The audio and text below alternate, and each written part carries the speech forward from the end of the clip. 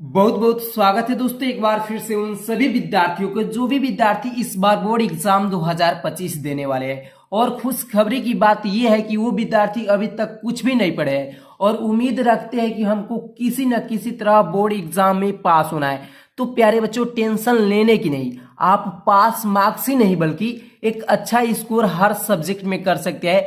तो प्लीज इस वीडियो में शुरू से लेकर आखिरी तक बने रहिएगा, एक एक स्टेप को फॉलो कीजिएगा। जैसे जैसे बताता हूं आप पास मार्क्स नहीं बल्कि एक अच्छे नंबर से पास हो जाएंगे, ठीक है ना। तो हमारे पास रहा ये एक हिंदी का पेपर, ठीक है ना। और इस पेपर के माध्यम से हम आप सभी को बताने वाला हूं कि आपको कैसे एक एक प्रश्न को हल करना है ताकि आपको भी एक अच्छा नंबर मिल जाए, ठीक है ना। यदि आपको कुछ भी नहीं आता है, आपको एक प्रश्न भी नहीं याद है, फिर भी केवल आपको पढ़ने आता है कि ये क्या लिखा है, तो ये सामान्य हिंदी लिखा है, इतना आपको पढ़ने आना चाहिए। यदि आप इतना पढ़ लेते हैं तो आप पास जरूर हो जाएंगे, ठीक है ना। तो इस वीडियो में शुरू से लेकर आखिरी तक बने रहिएगा। वीडियो पसंद आएगी तो वीडियो को लाइक करके चैनल को भी सब्सक्राइब कर दीजिएगा, ठीक है ना। तो सबसे पहले हमारे पास ये रहा दो पेन, एक ब्लैक पेन है और एक ब्लू पेन है, ठीक है ना। और हमारे पास ये रहा एक स्केल और ये आपको बोर्ड एग्जाम में एक कॉपी मिलेगी, ठीक है ना। इसी कॉपी पर आपको लिखना है। तो आपको क्या क्या लेकर जाना है, एक ब्लैक और एक ब्लू पेन और एक स्केल ले जाना है। सबसे पहले क्या करना है, आपको पेपर मिलेगा, ठीक है ना। और पेपर पर आपको क्या करना है, स्केल की सहायता से लाइनिंग खींचना है, ठीक है ना। तो देखिएगा, सबसे पहले आपको इस तरह ये रखना है और स्केल की सहायता से सबसे पहले आपको क्या करना है भाई, तो लाइनिंग खींच देना है। देखिएगा हम यहाँ पर खींच रहा हूँ, कितना आपको छोड़ना है, मात्र एक स्केल इधर कीजिएगा और यहाँ से खींच डालिएगा, ठीक है ना। सबसे पहले यहाँ से आपको क्या करना है भाई, तो यहाँ से लाइनिंग खींच देना है। इस तरह लाइनिंग आपको खींचने आ जाएगा। इतना लाइनिंग खींचने के बाद आपको पेपर को कैसे हल करना है ध्यान दीजिएगा। सबसे पहले पेपर को कैसे हल कर किया जाता है ये ध्यान दीजिएगा। तो आप सभी को जानते हैं कि ये निर्देश पढ़ने के लिए मिलता है कि निर्देश में क्या लिखा है कि प्रारंभ के 15 मिनट परीक्षार्थियों को प्रश्न पत्र पढ़ने के लिए निर्धारित है और इस प्रश्न पत्र में 2 खंड है, दोनों खंडों के सभी प्रश्नों के उत्तर देना आपको आवश्यक है। देखिएगा, खंड अ है और खंड ब है। आपको हिंदी के पेपर में 2 खंड मिलेंगे, खंड अ और खंड ब, यानी खंड क और खंड ख, ठीक है ना, खंड क। तो सबसे पहले आपको क्या करना है, पेपर पर लिखना है। प्यारे बच्चों, यहाँ पर आपको क्या लिखना है, खंड वाइज करना है, ठीक है ना। तो सबसे पहले आप यहाँ पर लिखेंगे खंड क, क्या लिखना है आपको, खंड क लिखना है, ठीक है ना। इस तरह करने के बाद आपको इस तरह लाइनिंग खींच देना है ताकि देखने में एग्जामिनर को अच्छा लगे कॉपी, ठीक है ना। इतना लिखने के बाद आपको ध्यान देना है, यहाँ पर क्या लिखा गया है, 1 नंबर प्रश्न को हल कर रहे हैं ना। तो सबसे पहले प्यारे बच्चों आपको यहाँ पर क्या लिख देना है, तो यहाँ पर आपको लिखना है प्रश्नोत्तर संख्या 1, ठीक है ना। क्या लिख देंगे, प्रश्नोत्तर संख्या 1 लिखेंगे। प्यारे बच्चों, आपको प्रश्नोत्तर संख्या 1 यहाँ पर लिखना है, प्रश्नोत्तर संख्या 1, ठीक है ना। प्रश्नोत्तर संख्या 1 लिखने के बाद आपको क्या करना है, इस तरह इसको डॉट डॉट कर देना है ताकि एग्जामिनर को देखने में ना एकदम कॉपी सुंदर लगे, ठीक है ना। चलिएगा, अब आपको क्या करना है भाई, तो अब आपको लिखना है। तो बच्चों, आप सभी को पता है कि प्रश्न नंबर पहला में कितने बहुविकल्पी प्रश्न होते हैं, तो 5 बहुविकल्पी प्रश्न होते हैं, ठीक है ना। तो आपको सबसे पहले क ख ग घ से नंबरिंग किया गया है ना, तो आपको यहाँ पर लिख लेना है, ठीक है ना। क से अंग तक यानी 5 आपको यहाँ पर लिख देना है, क ख ग घ और अंग, यहाँ तक आपको लिख लेना है, ठीक है ना। अब आपको क्या करना है, ये लाइनिंग बिना छोड़े भी लिख सकते हैं और ये इस तरह भी लिख सकते हैं, कोई बात में अंतर नहीं है, ठीक है ना। चलिएगा, अब आपको तो ये प्रश्न नहीं आता है, ठीक है ना, ये बहुविकल्पी प्रश्न नहीं आता है, तो आपको क्या करना है, आपको इसको उसी तरह छोड़ देना है, ठीक है ना। इस बहुविकल्पी प्रश्न को सबसे पहले आपको गलत सही नहीं भरना है यदि आपको नहीं आता है। यदि आपको जो भी प्रश्न इसमें से आ रहा है तो आप उस प्रश्न को कर सकते हैं, ठीक है ना। यदि आपको नहीं आता है तो केवल आपको इस तरह लिखकर छोड़ देना है, ठीक है ना। आपको इसको बाद में हल करना है, जानते हैं आपको एग्जामिनर भी बताता है, ठीक है ना। कोड के माध्यम से आपको एग्जामिनर अंत में बताता है कि आपको ऐसे करना है। यदि आपको एग्जामिनर नहीं बताता है तो आप जब एग्जामिनर नहीं रहेंगे तो आप दूसरे यानी जो छात्र बैठे रहेंगे किनारे पर, उन छात्र से इशारा ले सकते हैं, ठीक है ना। तो बहुविकल्पी प्रश्न कोई भी बता सकता है आपको। तो क्या करना है, बहुविकल्पी प्रश्न में 10 नंबर आप बिल्कुल अचीव कर सकते हैं। यदि आपको नहीं आता है फिर भी एग्जामिनर बता देगा, या आप दूसरे अदर व्यक्ति जो आपको छात्र बैठा रहेगा वो छात्र से आप पूछ सकते हैं अंत में, ठीक है ना। तो आपको सबसे पहले गलत नहीं भरना है, इसी तरह छोड़ देना है, लेकिन आपको हल करके ही आना है, छोड़ना नहीं है। अगर कोई नहीं बताएगा तो आपको इसी तरह आए पर तुक्का लगाना है, ठीक है ना। कोई एक आपको तुक्का लगाना है इसी तरह, यानी नहीं आपको पूछकर ही आना है, ठीक है ना। तो यहाँ से आप आसानी से 10 नंबर में से 8 से 7 नंबर बिल्कुल बहुविकल्पी प्रश्न से कर लेना है, जो कि आपको प्रश्नोत्तर संख्या 2 में भी 5 बहुविकल्पी प्रश्न मिलता है, ठीक है ना। यहाँ से आपको प्रश्न नंबर 2 स्टार्ट होता है, जो कि इसमें भी 5 बहुविकल्पी प्रश्न मिलता है। तो आपको इसको भी कैसे करना है, सबसे पहले प्यारे बच्चों आपको यहाँ पर लिख लेना है। क्या लिखेंगे भाई, तो सबसे पहले ध्यान दीजिएगा, आपको स्केल की सहायता से आपको क्या करना है यहाँ पर, तो आपको स्केल की सहायता से यहाँ पर लाइनिंग खींच लेना है, ठीक है ना। यहाँ पर आपको लाइनिंग खींच लेना है स्केल की सहायता से। इस तरह इस लाइनिंग खींचने के बाद आप प्रश्न नंबर 2 पर चले जाना है, ठीक है ना। प्रश्न नंबर 2 कहाँ पर है, तो प्रश्न नंबर 2 यहाँ पर है, जो कि आपको प्रश्नोत्तर संख्या यहाँ पर लिखना है। क्या लिखेंगे भाई, लिखेंगे आप प्रश्नोत्तर संख्या 2 लिख देंगे, ठीक है ना। क्या लिख देंगे, प्रश्नोत्तर संख्या 2। यहाँ पर प्रश्नोत्तर संख्या 2 लिखने के बाद आपको इसको लाइनिंग खींच देना है। इसी से भी आप खींच सकते हैं, जो कि अच्छा लगेगा एग्जामिनर को देखने में, ठीक है ना। अब आपको क्या करना है, यहाँ पर भी क ख ग वाइज करके आपको 5 दिया है अंक तक, ठीक है ना। तो आपको भी यहाँ पर क्या लिख देना है, यहाँ पर नंबरिंग डाल देना है, क नंबर,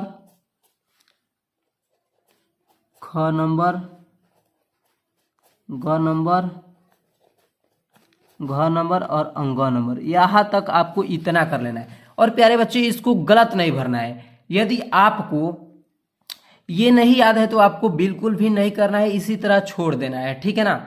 आपको जो बच्चा बैठा रहेगा वहां से उसे हिंट ले सकते हैं। जब एग्जामिनर उस कक्षा को छोड़कर कहीं बाहर जाता है तो आप वहां से पूछ सकते हैं, ठीक है ना। तो यहाँ से आपको बहुविकल्पी प्रश्न आसानी से हल कर सकते हैं, ठीक है ना। अब आपको यहाँ से देखिए कैसे हल करना है, और प्रश्न नंबर 3 से स्टार्ट होता है, ठीक है ना। प्रश्न नंबर 3 से आपको कैसे हल करना है, सबसे पहले प्यारे बच्चों आपको लिखना है, ठीक है ना। आप कैसे लिखेंगे, सबसे पहले यहाँ पर आपको स्केल की सहायता से लाइनिंग इस तरह खींच देना है, और खींचने के बाद आप प्रश्न नंबर 3 पर चले जाते हैं। तो चलिएगा, प्रश्न नंबर 3 पर जाने के बाद आपको क्या करना है भाई, तो प्रश्न नंबर 3 पर जाने के बाद आपको यहाँ पर लिखना है प्रश्नोत्तर संख्या 3, ठीक है ना। क्या लिखेंगे, प्रश्नोत्तर संख्या 3 लिख देंगे, प्रश्नोत्तर संख्या 3, ठीक है ना। इस तरह प्रश्नोत्तर संख्या 3 लिख देना है। और ध्यान दीजिएगा, प्रश्नोत्तर संख्या 3 लिखने के बाद आप प्रश्नोत्तर संख्या 3 में आपको 2 गद आता है, ठीक है ना। गद पर आधारित प्रश्नों को हल करना होता है, जो कि 2 आता है। एक यहाँ पर भाषा स्वयं संस्कृत का एक अटूट अंग है, और यहाँ पर अथवा में भी दिया है भगवान बुद्ध ने मार विजय के बाद, यानी कि आपको 2 दिया है, इसमें से कोई एक करना है, ठीक है ना। यदि जो भी आपको अच्छा से आता है उसी को कीजिएगा। यदि आपको कुछ भी नहीं आता है तो सबसे पहला आपको डालना है, तो संकेत में लिखना है। जो भी हल करेंगे आपको संकेत सबसे पहले यहाँ पर डालना है। क्या डालेंगे भाई, यहाँ पर संकेत डाल देंगे, ठीक है ना। क्या डाल देंगे, संकेत डाल देंगे इस तरह।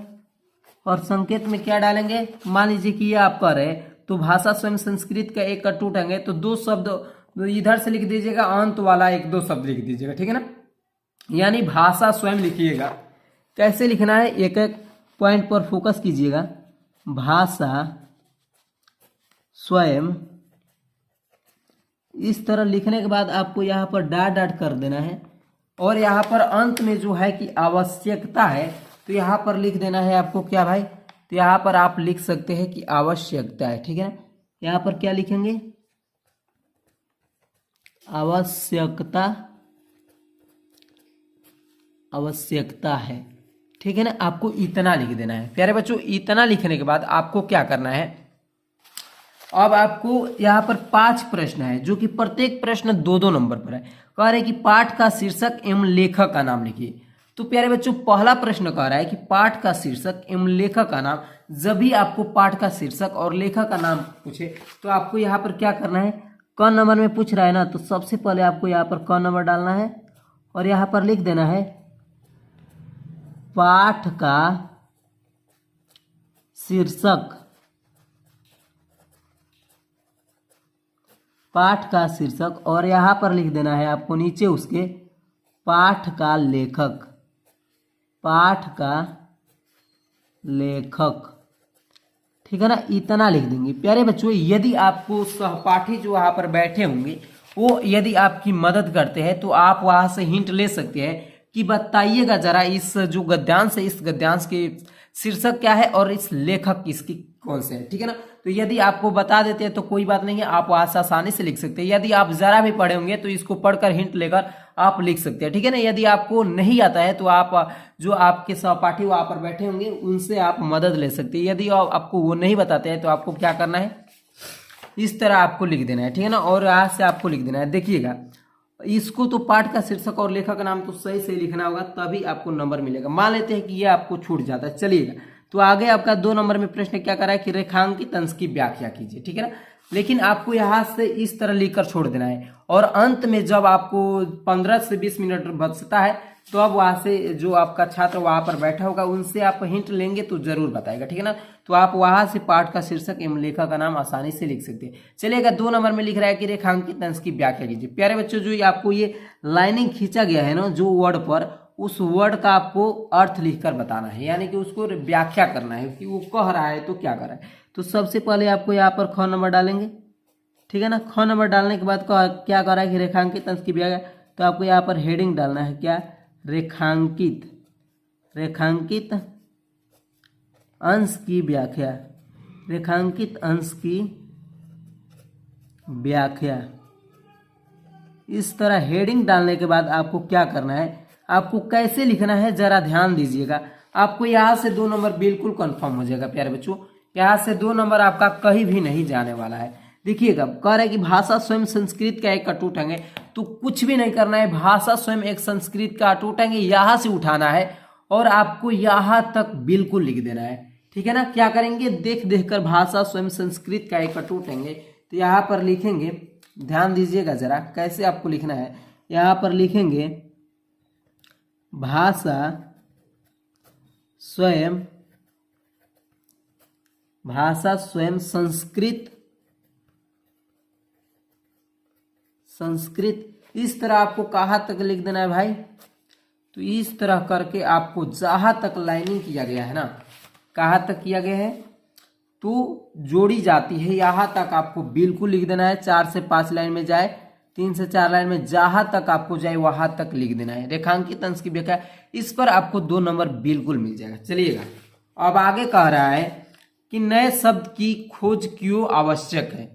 तो प्यारे बच्चों, नए शब्द की खोज क्यों आवश्यक है, यदि आपको नहीं आता है तो आपको क्या करना है, इसी में से आपको लिखना है नए शब्द की खोज। जहां आपको नए शब्द दिखाई दे वहां से उठाना है और एक पड़ी पाई तक आपको लिख देना है। जैसे कि हमने यहाँ से, हमको मानिए कि कुछ भी नहीं आ रहा है, फिर भी हम कैसे लिखेंगे, यहाँ पर दिखाई दे रहा है नए संस्कृत हलचलों को, तो आपको कुछ भी नहीं करना है। यहाँ पर भी नए प्रयोग की, तो आपको किसी एक को उठाना है और यहाँ से लेकर यानी यहाँ तक आपको लिख देंगे तो बिल्कुल नंबर मिल जाएगा, ठीक है ना। इसी तरह आपको करना है। तो यहाँ पर क्या लिखेंगे, ग नंबर लिखेंगे, ग नंबर सॉरी, यहाँ पर ग नंबर लिखेंगे और उसी गद्यांश में से देख देख कर आपको क्या करना है भाई, लिखना है। इसी गद्यांश में से आपको देख देख कर लिखना है। जहां एक वर्ड आपको यहाँ पर हिंट मिले वही से उठाना है और 4 से 5 लाइन आसानी से लिख सकते हैं, जो कि इसी गद में से लिखना है, इधर उधर से नहीं लिखना है, ठीक है ना। तो आपको बिल्कुल ये 10 नंबर का है ना, तो आप इसमें से 10 नंबर में से 7 नंबर बिल्कुल अचीव कर सकते हैं आसानी से, यदि आपको कुछ भी नहीं आता है फिर भी। चलिएगा आप प्रश्न नंबर 4 पर चलते हैं। प्रश्न नंबर 4 में क्या आता है भाई, तो प्रश्न नंबर 4 में पद्यांश पर आधारित प्रश्न आपको हल करना होता है, जो कि ये पद के आधार पर आपको यहाँ पर 5 प्रश्न पूछा जाता है। ध्यान दीजिएगा 5 प्रश्नों को उत्तर देना होता है और इसमें भी अथवा आता है, यानी 2 आपको पद्यांश मिलता है। यदि जो आपको आता है वही हल कीजिएगा, ठीक है ना। यदि आपको कुछ भी नहीं आता है तो अब कैसे करना है, आपको सबसे पहले आपको इस कॉपी पर लिखना है। क्या लिखना है भाई, तो ध्यान दीजिएगा, सबसे पहले आपको यहाँ पर स्केल की मदद से लाइनिंग खींच देना है, ठीक है ना। तो यहाँ पर क्या करेंगे, स्केल की सहायता से आपको यहाँ पर लाइनिंग खींचना है और आपको यहाँ पर लिखना है भाई, क्या लिखेंगे, प्रश्नोत्तर संख्या 4 लिख देना है, ठीक है ना। लिखेंगे प्रश्नोत्तर संख्या 4, क्या लिख देंगे, प्रश्नोत्तर संख्या 4 लिख देंगे, ठीक है ना। ध्यान दीजिएगा प्रश्नोत्तर संख्या 4 यानी प्रश्न नंबर 4 में क्या है भाई। तो प्रश्न नंबर 4 में मान लीजिए पहला कर है तो आपको संकेत डालना होगा कि कोई प्यारा, और लास्ट वाला लिख दीजिएगा कि चुमना चाहती है, ठीक है ना। तो सबसे पहले संकेत में आपको क्या लिखना है भाई, तो संकेत में लिख देंगे, यहाँ पर संकेत डालेंगे और संकेत में लिखेंगे कि कोई प्यारा,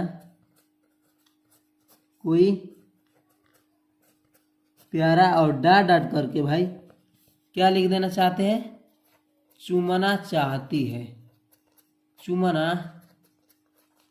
चाहती है। इस तरह आपको बिल्कुल भी लिख देना है, ठीक है ना। इस तरह आपको लिखने के बाद भाई आपको क्या करना है, प्रश्न क्या कर रहा है ध्यान दीजिएगा। प्रश्न कह रहा है कि उपयुक्त पद्यांश का संदर्भ लिखिए। तो यहाँ पर आपको क्या करना है, संदर्भ हेडिंग डालना है, संदर्भ हेडिंग डालना है और लिखना है, क्या लिखेंगे, संदर्भ हेडिंग डालने के बाद आपको लिखेंगे कि प्रस्तुत पद्यांश। देखिए गद्यांश का लिखेंगे तो गद्यांश और पद्यांश का है तो लिखेंगे प्रस्तुत पद्यांश हमारी पाठ्य पुस्तक हिंदी के पद खंड से संकलित, जो कि इसके शीर्षक क्या है, तो ये किस पाठ से लिया गया है उस पाठ का नाम, और इसको लिखने वाले कौन से कवि है उस कवि को नाम लिखेंगे। तो कैसे लिखेंगे कि प्रस्तुत पद्यांश हमारी पाठ्य पुस्तक हिंदी के पद खंड में संकलित, जो भी चैप्टर का नाम है उस चैप्टर का नाम और उसको लिखने वाले कवि का नाम लिख देंगे, ठीक है ना। इस तरह आपको संदर्भ लिखना होता है। अब देखिए आगे प्रश्न में कह रहा है कि प्रस्तुत पद्यांश में राधा ने अपनी तुलना किससे की है। तो आपको यहाँ पर क्या डालना है, 2 नंबर, ठीक है ना। 2 नंबर डालने के बाद लिखेंगे कि इस पद्यांश में राधा ने अपनी तुलना किससे की है, तो इसी में से आपको लिख देना है, ठीक है ना। सभी प्रश्नों को बना बनाकर इसी पद्यांश में से लिखेंगे कि बिल्कुल आपको यहाँ से भी 6 से 7 नंबर कन्फर्म हो जाएगा, ठीक है ना। 6 से 7 नंबर यहाँ से भी कन्फर्म हो जाएगा 10 नंबर में से। चलिएगा अब आगे यहाँ पर आता है आपको प्रश्नोत्तर संख्या 5 में एक लेखक और एक कवि का जीवन परिचय लिखने के लिए। यहाँ पर ध्यान दीजिएगा, कह रहा है कि निम्नलिखित में से किसी एक लेखक का साहित्यिक परिचय देते हुए उनकी प्रमुख रचनाओं का उल्लेख कीजिए, जो कि 80 शब्दों में लिखना होता है। यहाँ पर 3 आपको लेखक दिए जाएंगे और 3 आपको कवि दिए जाएंगे।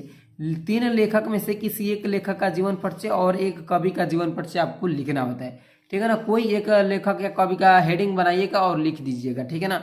इस तरह आपको लिखना होता है। पंचलाइट या बहादुर की कहानी आप आसानी से लिख सकते हैं, इसके एक बार पढ़ लेना है पंचलाइट या बहादुर की कहानी को, और वहां पर जाकर छाप देंगे, जो भी कुछ एक पेज में आपको छापना होता है, ठीक है ना। वहां से आप लिख सकते हैं। तो यहाँ पर क्या डालेंगे, प्रश्नोत्तर संख्या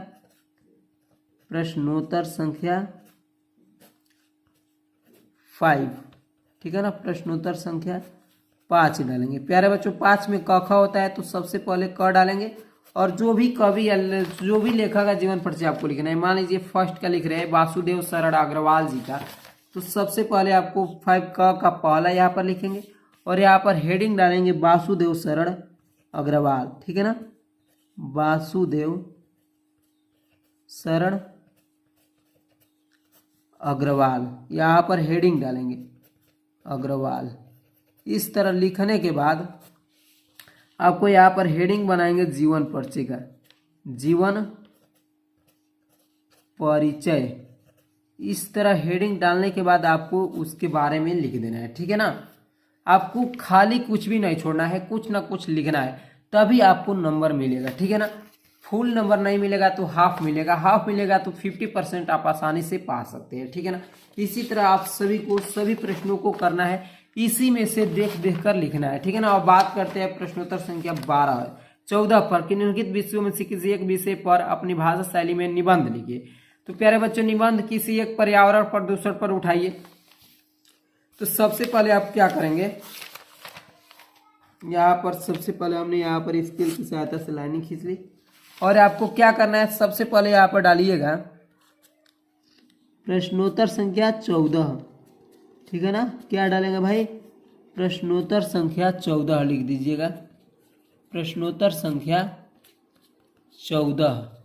और यहाँ पर निबंध किस पर लिख रहे हैं भाई, तो मान लीजिए कि पर्यावरण प्रदूषण पर।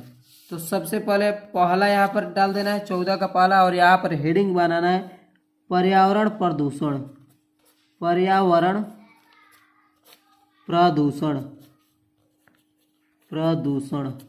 इस तरह हेडिंग डालकर सबसे पहले आपको लिखना है उसकी रूपरेखा की पर्यावरण प्रदूषण में क्या क्या लिखना है। सबसे पहले अब आपसे हेडिंग आपको डालना है प्रस्तावना का।